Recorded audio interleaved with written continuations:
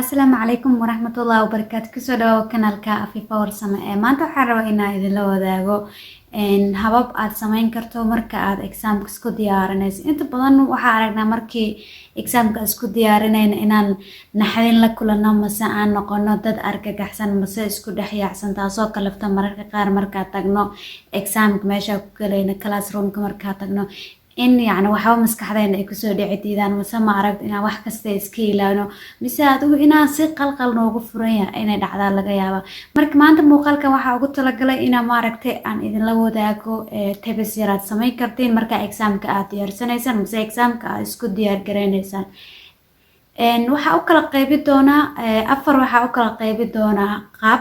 yani afar waqti ayaa u kala qaybi doonaa marka examka aad isku diyaarinaysid. Tusaale waxyaaba aad samaynayso examka marka 2 isbuuc kaaga dhiman tahay iyo waxyaaba aad samaynayso examka markay kaaga dhiman tahay 1 isbuuc iyo waxyaaba aad samaynayso examka markay kaaga dhiman tahay 2 maalin iyo sidoo kale waxyaaba aad samaynayso habeenka beriyo kale examka leeda iyo maalinta exam galayso waxyaaba aad samaynayso. Marka koowaad markay examka ay kaaga dhiman tahay 2 isbuuc tibka koowaad ku siinaya waxay tahay in horta inta meel fariisatid aad ka fikirtid yani jadwalka aad samaysato, yani qaabka ama wax u akhrisan lahayd, qaabka maadooyinka oo kala hormarsan lahayd, qaabka yani priority oo kala siileed mase ahmiyad oo kala siileed, yani inaad ka fikirto. Sababtoo hadaadan jadwal diyaarsan markii waqtiga examka uu dheeray hadaadan jadwal diyaarsan mase maado kasta waqtiga aad siileed aadan go'aankaas ka gaarin, hadda waxay noqonaysaa in maadooyinka qaar waqti badan siida maadooyinka qaarna aadan waqti badan siin, taasoo keenayso in maadooyin qaar diyaariso qaarna aadan diyaarin. examka marka la gaarana qaarkii aadan diyaarin meeshay ka baxayaan, yani way kugu soo laabanaysaa wixii aadan samaynin. Marka marka koowaad jadwal aad degsatid maadooyinka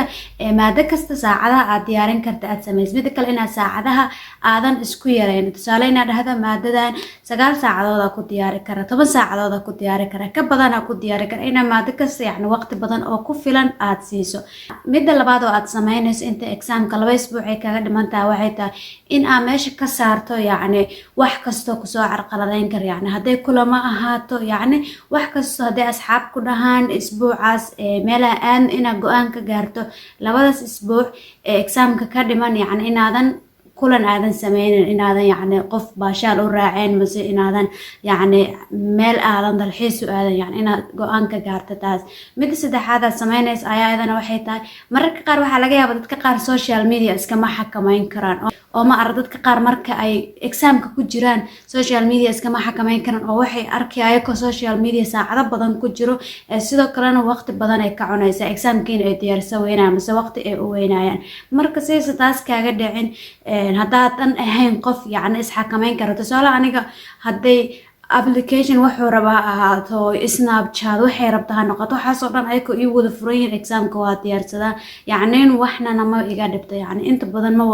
ma saas uma isticmaala, yani saas uguma dhex jiro inaan wax posti garaynayo mase aan wax ku qorayo maan, yani inta badan dadka maan noqon weli qabatinka la yeesho inay maanta dhan ay social mediaha historiyaasha fiirshaan waxyaabahaas inay sameeyaan alxamdulillah. laakiin haddaad tahay qof noocaas in examka markay 2 isbuuc kaaga dhimanta aad isku daydo inaad iska kala yaraysa yani applicationadaas, yani waxyaabahaas oo social media platformskaas inaad iska kala yaraysa, qaar ma aragta iska kala xakamayso, qaar yani aad iska tuurtin aad isku daydo. midda afraad samaynaysa examka marka 2 isbuuc kaaga dhimay waxay tahay inaad bilowdo inaad waqti hore seexato si ma aragtay aad u heshay energy badan oo markii examka la gaaro aadan noqon qof hurdo u baahan mise ma aragta energy uu ku yaryahay. Marka isku day inaad go'aan ka gaarto inaad dhaqso habeenkii seexato subaxiina aad kacdo, yani waa go'aankaas waxaa gaaraysa exam markii 2 isbuuc ay kaga dhiman tahay. Sidoo kale midda kale aad samaynayso ayaa waxay tahay marka jadwalka samaysid yani kulamada iska kala yaraysid, sidoo kale social media iska kala xakamaysid. Midda kale aad samayn karta ayaa waxay tahay in maanta jadwalka aad diyaarsan maanta ku xigto aqrinta aad bilaawdo, yani jadwal samee marka ku dhahay waxay tahay marka ugu sahlan yani ugu dhow in ma aragta wax aqrinta aad bilaawdo mase wax diyaarinta aad bilaawdo. intaasna waxay ahayd waxyaabaha ugu talagalay examka 2 isbuuc markay ka dhimanta oo ima examka marka ay ka dhiman tahay 1 isbuuc waxyaabaha aad samaynayso. midda koowaad waxay tahay horta in aan ta fariisatid isku daydad yani waxyaabihii aad soo aqrisay, sababta isbuuc dhan maadooyinka aqrinaysa soo maahan isbuucan in wixii aad soo aqrisay inaad ku daydid nolosha inaad ku dabaqdid yacni aad isku daydid inaad real life-ka aad la xiriirisid in aad maalin kasta waxa aad samaynayso aad ku dhex darto wixii aad baratay yacni si practic inaad ka dhigato yacni meel mararka qaar fariiso wixii isku day inaad siyaabo kale aad u formulate kale siyaalo kale aad u kala qaaqaabayso yacni aad isku daydo nolosha caadiga waxa aan ku noolna inaad la xiriirisid waxyaabihii maaragtay aad soo barato inaad tusaalooyin badan bixiso inaad su-aalo iska weydiiso inaad isku daydo midaas koowaad oo dabaqida inaad samayso midda labaad aad samaynaysaa waxay tahay isbuucaas inta lagu guda jiro maado kasta testi inaad gasho yacni testi ma ahan midkii aad galaysa exaamka galaysa mid u dhigmo maahan yacni mid aad ku matalayso inaad isla exaamka galayso yacni subaxaa soo kacaysaa yacni sida inaad exaamka galayso oo kale isdiyaarinaysaa yacni adi exaam aad diyaarsatay maaragtay aad la fariisanaysaa aad ka shaqaynaysaa waqti aad qabsanaysaa يعني examka waxa u sameynaysa waqtiga u sameynaysa waqtiga examka loogu talagalay yani macallimiinta qaar waxa laga yaabaa examku 3 saac inuu qaato qaar 2 saac qaato qaar 1 saac qaato yani maadadan adoo ku xiriirsan macallinkiisa yani sida caadiga examka uu baxsho waqtigiisa intuu leeyahay sidaas oo kale u fariiso maadadan hada macallinkan exam 3 saac oo baxsho mise 2 saac oo baxsho sidaas oo kale yani isku day ina exam noocaas aad maanta sameeyso adigoo ma aragtay tijaabinaya waxa aad taqaanid iyo waxa aadan aqoonin mararka qaar waxa ugu muhiimsan in wax la barto waxay tahay inaad kala saartid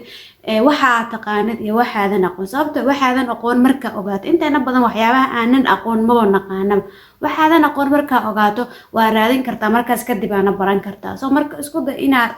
examkaas aad samayso adiga aad tijaabadaas samayso waxa aadan aqoon iyo waxa aad taqaanidna aad kala saarto sidoo kale u imaa marka examka kaaga dhiman tahay 2 maalmood waxyaabaha aad samayn karto horta inta labadaas maalin lagu guda jiro cunto aadan hore u cuni jirin ha cunay sababtoo aad cunto aadan hore u cuni jirin calool xanuun kugu dhici kara mise mataga kugu dhici karo yani waa jiro kartaa soo maahan inaadan marka cunin waxyaabo aad hore u cuni jirin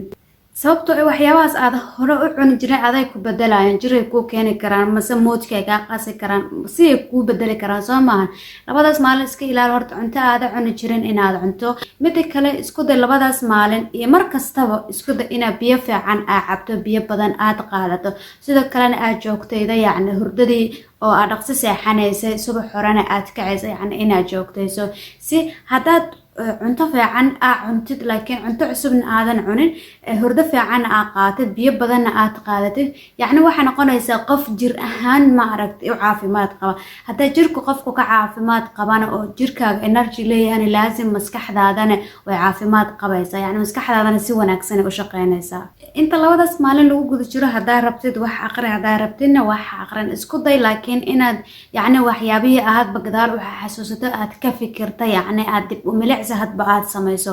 sidoo kale labadaas maalin inta loo guda jiro isku day yani waxyaabo aad ka heli karto energy mase waxa ka wadaa yani aad ka heli karto dhiirigelin inaad dhageysato yani qofba meel dhiirigelin ka hesha inaad isku daydo waxyaabaha dhiirigelin aad ka heli karto labadaas maalin inaad dhageysato sidoo kale isku day labadaas maalin hadaad exercise samayn karto oo waqti aad hayso inaad gym samayso inaad ayagana gym samayso sababtoo taas waxa ay ku siinaysaa energy badan waxaad dareemaysaa firfircooni marka qofka bini'aadanka shaqo adag uu qabto shaqooyinka kale inuu qabto diyaar oo ahaana saasa ku leeyahay inaad gym samayso ama socod samayso isku day mid kale labadaas maalin inta lagu guda jiro isku day inaad relax noqoto inaad caadi noqoto aad isdajiso sababtoo hadda examka waa diyaarisay waxa akhri lahayd waa akhrisay sabab ma taalaba yani iskugu buuqsanaato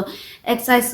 waxaad samayso testiga samayso waa istijaabiso waxa aad tahay sabab ma bataasho waxa iskugu buuqsanaato marka ayadoo saas ay tahana isku siida inaad isdajisid aad caadi dareentid ma aragta examka aadan u arag wax cabsi sababtoo waa taqaanaa wixii buuga ku jira waa akhrisay wixii macallinku uu sheegayo dhan waa soo qulaasaysay yani adiga waxaad samaysataba examku goonaya waxaas oo dhan yani waxay ku noqonayaan waxyaabo ku fududaynaya inay cabsiyaas ka tagaan mase ma aragta ee argagaxa mase baanigaas ay ka yareeyaan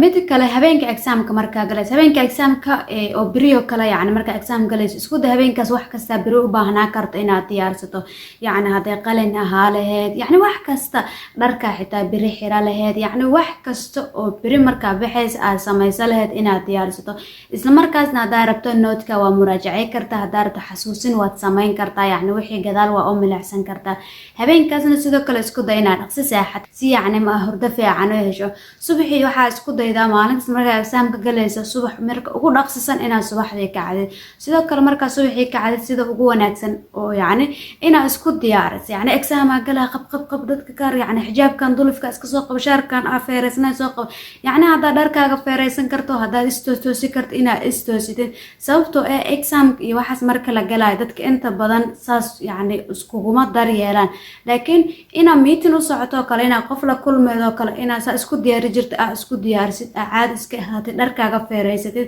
kadib nadiifkaas aa isku diyaarisid cuntana subaxdaas aa isku dayda inaad quraac cuntid laakiin quraac badalan ha cunin yacni calool xanuun ma ka kacno soo maahan way jiri kartaa haddaa cunto badalan aa cunto marka isku day in cuntadii aa cuni jirta aa cunto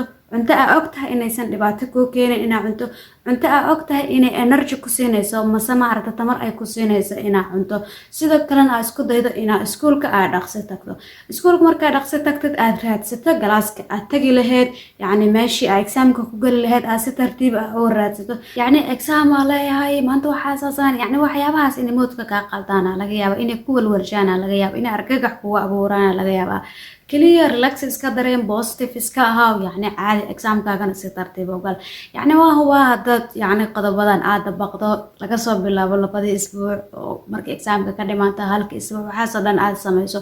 in aa exaamkaaga ku galayso si maaragtay bilaa maxay ahayd bilaa shalayto